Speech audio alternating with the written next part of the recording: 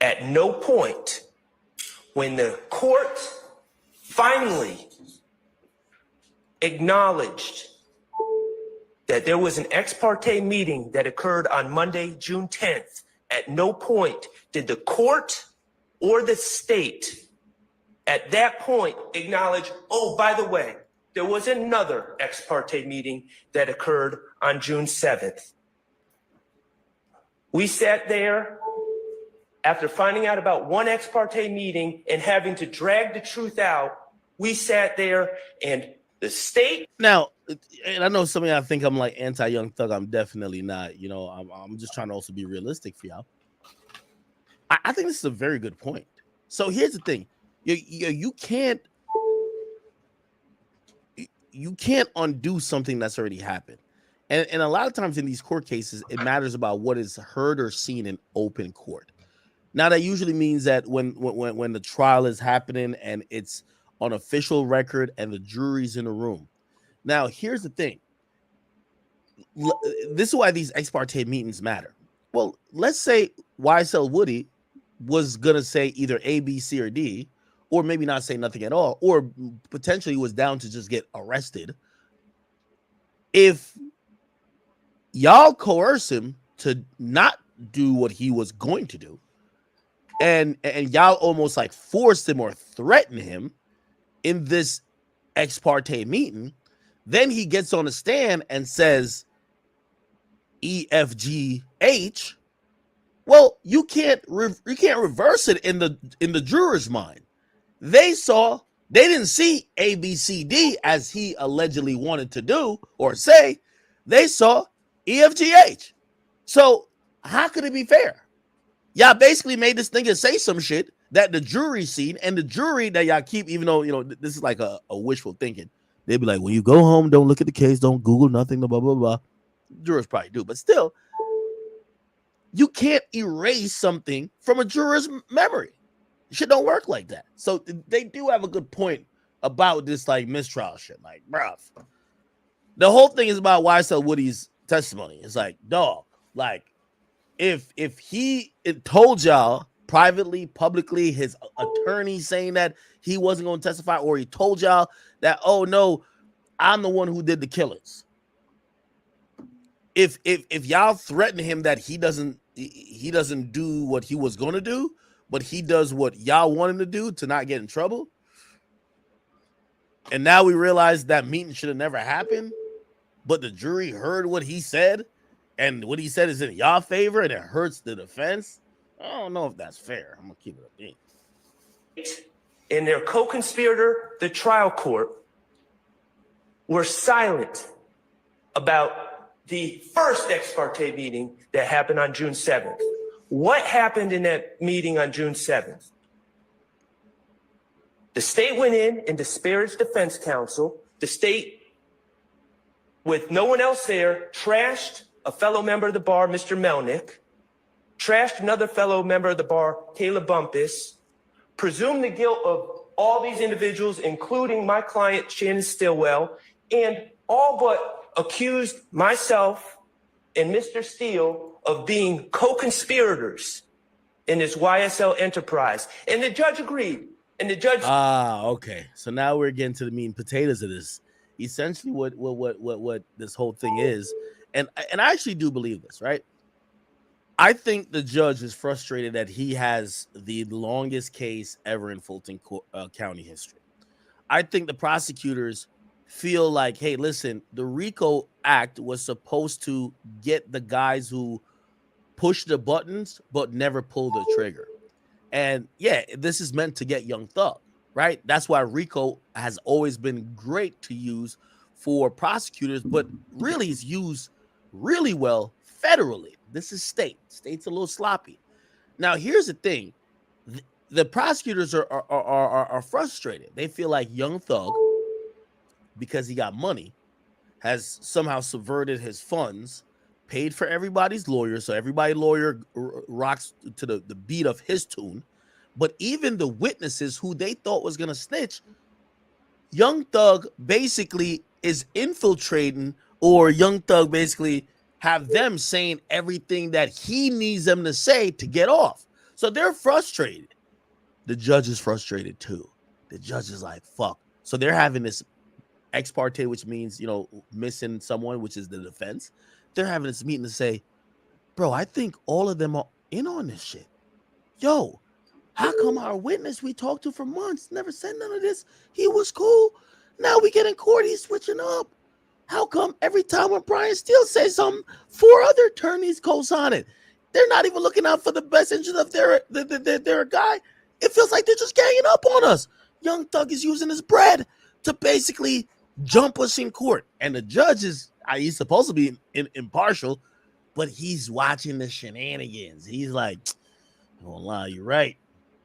So what could I do to make this fair? You know what I mean? You're not supposed to have those conversations, even if that's the case.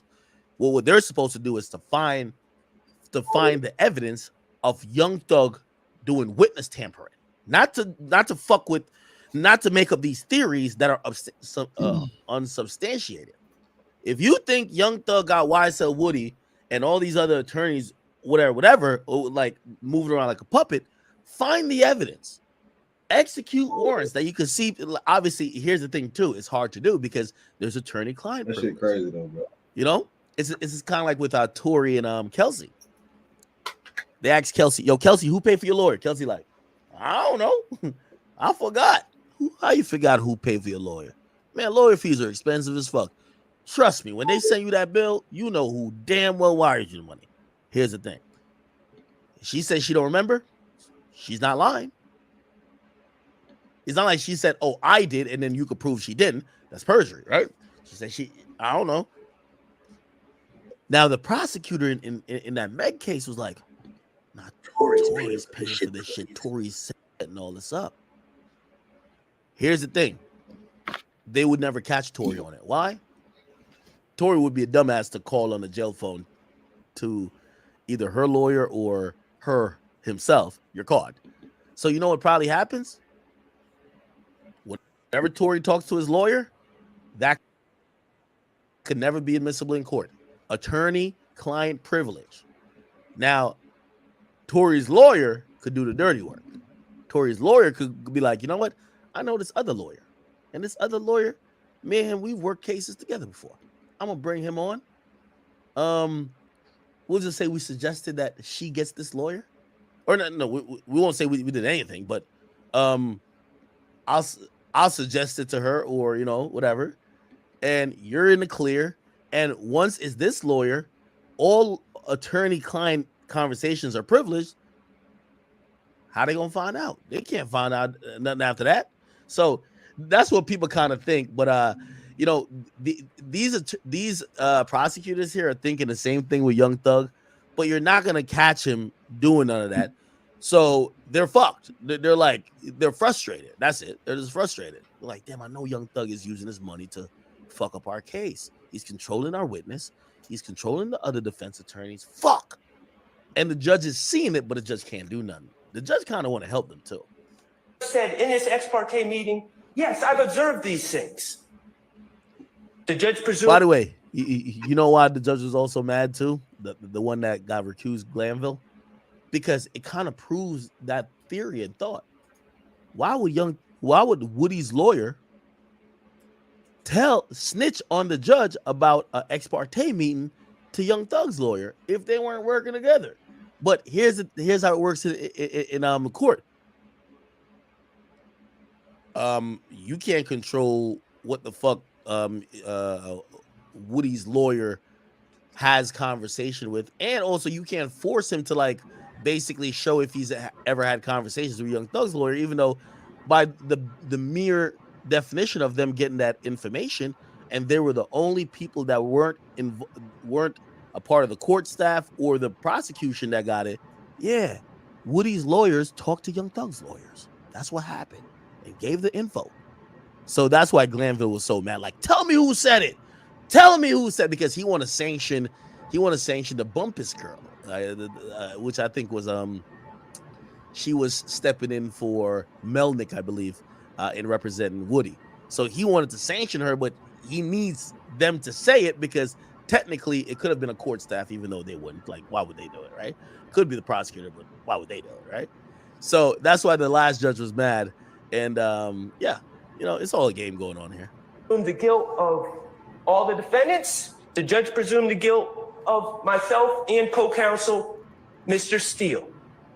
And all this, people have been saying to me throughout this whole trial, why does Judge Glanville have it out for you? And it never made sense. And I don't assume bad motives of anyone. Why did Judge Glanville, when you did nothing wrong, try to throw you in jail? Accuse you of cussing him out in open court when you didn't do anything? Why does he always tell you, yell at you, tell you to sit down and be quiet? Why does he cut you off at every opportunity? Why did he try to throw Brian Steele in jail for 20 days for doing what was right? And I didn't have an answer. And then yesterday I received, and I appreciate that, Judge. I appreciate someone finally being open about what's going on here. And I received a transcript. And in that transcript, the trial judge, who's not only assuming the guilt of my client, but is assuming the guilt of me and my friend, Mr. Steele. This is gross. This is disgusting. But it's all starting to make sense. It clicked when I read that transcript last night. This is not okay. Nothing about this is okay.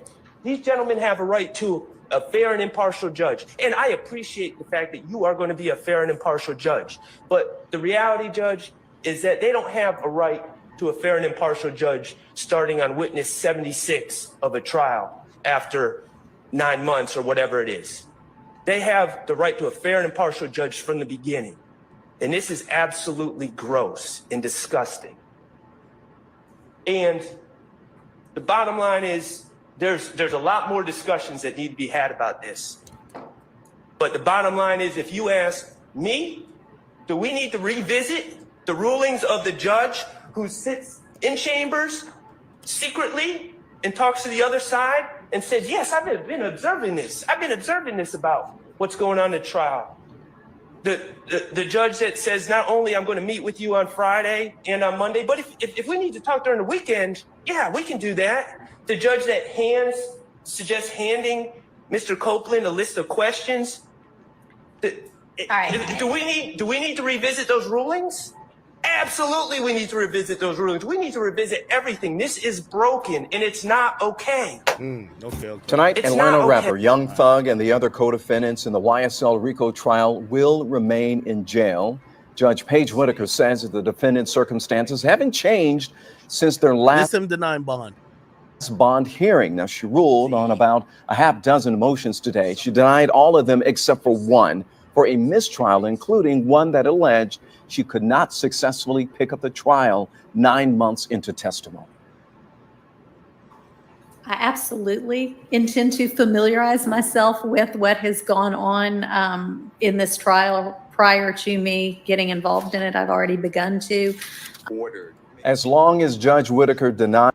Whiskey's about old world tradition. Tradition's great, but peanut butter whiskey's delicious.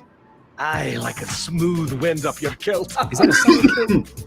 It's all seasonal, really. Screwball peanut butter whiskey. Screw the usual. To remove two prosecutors from this case based on a private meeting on June 10th between the former judge, the state, and a key witness. Defense attorneys argue the meeting was improper, while prosecutors disagree. That they all intimidated. Okay. All right. So I think we're getting the gist of this. Essentially, we're still in limbo, and we're not back on track to start this trial back again. It's all about, it's going to be several motions flying. Yo, motion to mistrial, motion to this. Oh, there's another second ex parte meeting. So this thing is not going to be resolved soon unless this judge again grants a mistrial, and then we could see, will they be tried again? So we will see, bro. We will see. Okay. Anyway, I don't know if you guys seen this, but apparently the third suspect, actually fourth, because there was already 3 suspects arrested in the murder of Fulio. The 4th suspect, who's actually a trigger man, just got picked up, right? Here we are with, let me see if I can find it. with Jacksonville Sheriff's Office, who did the sting, who picked him up basically over. It was after midnight of the day that they announced, that this guy was basically wanted. Okay, apparently, actually, Jacksonville Sheriff's Office and the U.S. Marshal Service, they said they tracked Rashad Murphy to an apartment complex off Collins Road.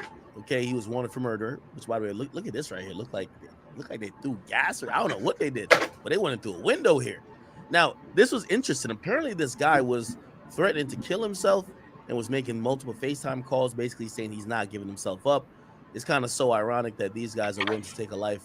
No, they don't even blink, no thought about it. But if it's time for them to get arrested, and again, just even go stand accountable, because who knows, maybe he gets found innocent. There's talking about they rather kill themselves, right? Such as the streets, right? He was wanted for the murder in the Tampa shooting death of Charles Jones, also known as Julio Fulio, last month. GSO CPR, gang, and SWAT units surrounded the apartment complex and helped evacuate nearby residents. Okay, after hours of negotiators attempting to talk to Murphy, they had to negotiate with this fuck nigga, right? With assistance from patrol and the UAS units, SWAT operators used tactics to force the man out. So it looks like they used some type of gassing method. You can see this looks like a lot of, maybe not gas, but probably smoke. They probably start throwing smoke bombs in the unit through a window, because number one, he was just, I don't know if he barricaded himself in there, but he said, I ain't coming out. Obviously, they didn't know particularly if maybe there's people in there. I don't know exactly why they chose this route, but clearly they were just letting this motherfucker know, we here for business, okay? They used tactics to force the man out. He surrendered just after midnight. He's the fourth person arrested in the Tampa case. Detectives continue to track another suspect, Davion Murphy, and apparently that's the last person, right? JSO is continuing to work closely with Tampa police and other partners to investigate the case and protect our streets, and they have something about Crime Stoppers. Let's actually play this video in its entirety. Let's see.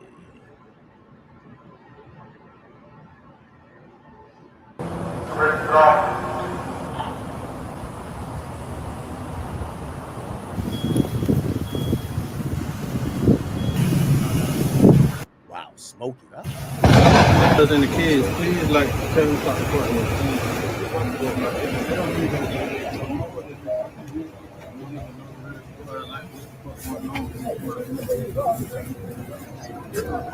talking about the broadcast. I'm right now.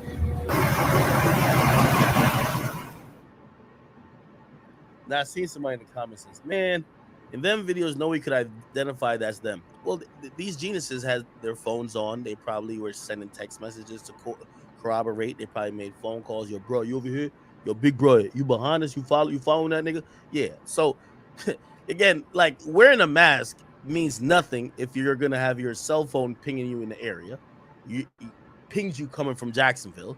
Your car license plate is caught on license plate readers.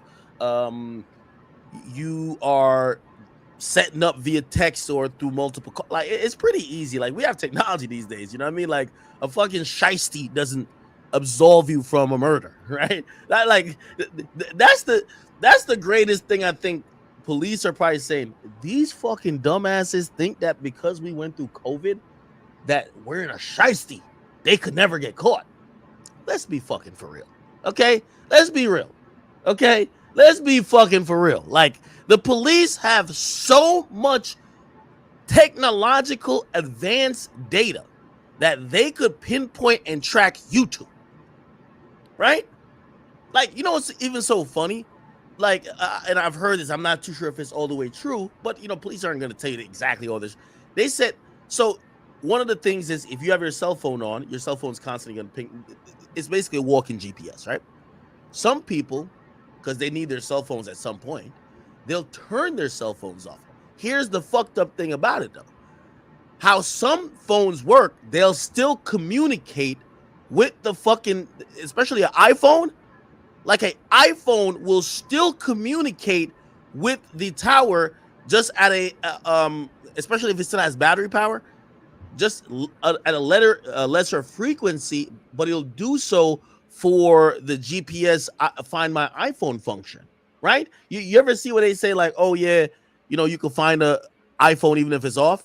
Yeah, because supposedly it's still communicating with a tower. So if you have it on, period, like this, they could do it. Also, I've heard that if you say both of y'all got a phone, your phone's off, but his phone is on.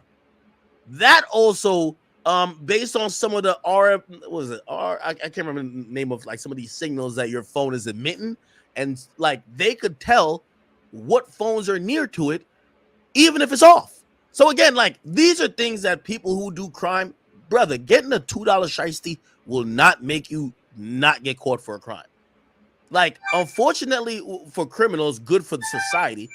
Crime is like these days when you commit a murder, you probably are going to get caught because most likely you're just too stupid to really even comprehend how police are going about apprehending criminals these days. This isn't the 90s. Maybe some of these things was in the 90s. Oh, I was messed up. You know, I was messed up. Yo, I tossed the gun. Nobody can find me now. All right, maybe. But we're in like 2024. Like, my nigga, Tesla's got cameras. Holiday Inn's got cameras. And even if that's not it, nigga, you got cell phones in your pockets. You got all type of shit. Your bitch got your Find My iPhone GPS locator thingy. Like, come on. Like, what do these guys think they're going to do? All I'm just saying is that I hear, and by the way, you know, I believe the sheriff's office when they said these guys went through great lengths to like not get detected. But I'm going to be honest with you. I think the majority of people who do crime these days are too dumb to do it. The police are just operating on a whole different level, like a whole different fucking level, right? And they have a reach to everything.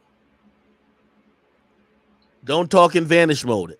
When they send a subpoena to Meta is gonna give up what you said in vanish mode. It works like that too. Oh, your Telegram? Okay, maybe Telegram, the company, can't or they won't retrieve whatever you said because it's supposed to be like encrypted. But once they get your phone, they could use your phone with Telegram and figure it out. So you'd have to throw that phone away. Most of these niggas, they ain't even pay for their phone cash, man. Like, yo, these days, phones cost like $1,500, man. These niggas is not, there's no real burners no more. You know what I mean? Like, yo, no niggas gonna be like, yo, I'm gonna just toss my iPhone. Hell no. Burners, you know what I'm saying? So it's like, burners. I really like wonder when I see people doing murder, I'm like, niggas is lazy. You know, like Niggas is you're lazy, not the bro. They smartest. don't have burners. You're not the sharpest knife in the drawer. Like, you know you're gonna get caught, right? Oh, that's the new thing. Oh yeah, if I call on FaceTime, niggas won't know. And apparently there is some truth to that, right? Like, so the audio recording or the video recording, unless your phone was already tapped. I hear if your phone is tapped, it don't matter if you do FaceTime, because every data communication is then tracked. The thing is with